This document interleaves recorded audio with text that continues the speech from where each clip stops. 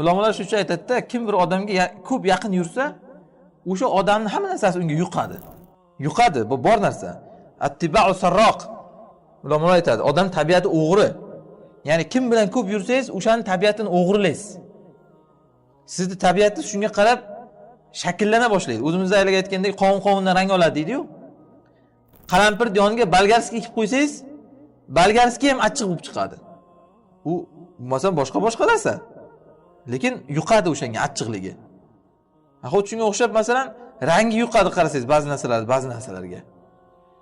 Shunga o'xshab Abu Bakr radhiyallohu anhu ham Rasululloh sollallohu alayhi vasallamga sohib bo'lib yuraverib Rasulullohning shundoq gaplarini so'zma-so'z gapiradigan bo'lib qo'yganlar qarang.